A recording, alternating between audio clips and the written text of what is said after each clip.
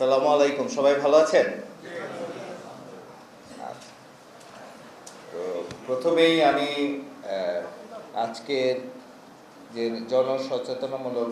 সচেতনতামূলক সভা, এটার একটা নাম দেওয়া হয়েছে আলোর পথে।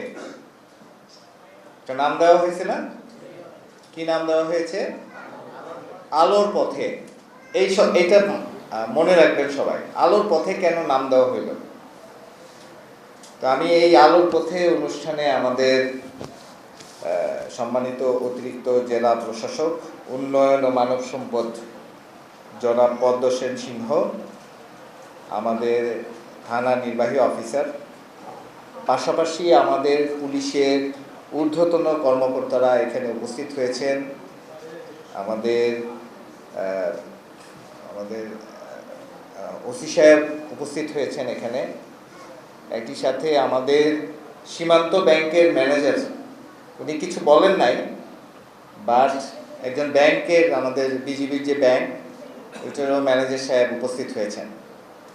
আমি প্রথমেই আপনাদের সবার গুরুত্বপূর্ণ সময় ব্যয় করে এখানে আসার জন্য আপনাদেরকে ধন্যবাদ জানাচ্ছি।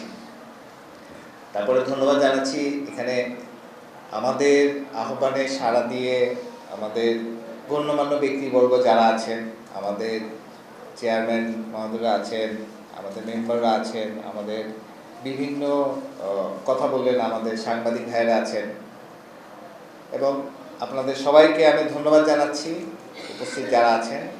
এবং সবশেষে যাদের জন্য আজকে আমাদের এই আলোটা, আমাদের এখানে এই ধরনের কর্মসংস্থানের অভাব অনেক প্রকট। এটা আমি আমার প্রথমবার আমার বিজিবিতে আমার যোগদান, এটা আমার কাছে মনে হয়েছে। কিন্তু মানুষের লাইভলিহুডকে যদি আপনি উন্নত করতে না পারেন, একটা ছোট্ট পরিবারের ইনকামের ব্যবস্থা যদি একটা মানসম্মত করতে না পারেন, তাহলে কিন্তু সে একটা সিদ্ধান্ত নিয়ে ফেলবে না? সে সবাই সৎ পথে থাকতে চায়, ভালো পথে থাকতে চায়, অন্ধকারে কেউ আমরা থাকতে চাই না। তো এই আলোর পথে আসতে হইলে কোনো কোনো মানুষের সহায়তার প্রয়োজন হয়। যে ফ্যাসিলিটি যারা শহরে থাকেন, আমার সৌভাগ্য হয়েছে, আমি ঢাকায় জন্ম হয়েছি, আমি ঢাকায় বড় হয়েছি। এই প্রত্যন্ত অঞ্চলে যারা বড় হচ্ছেন তাদের শিক্ষা, চিকিৎসা, এগুলো তো একটা ব্যবস্থা আছেই। সবশেষে কর্মসংস্থান খুব ইম্পর্টেন্ট।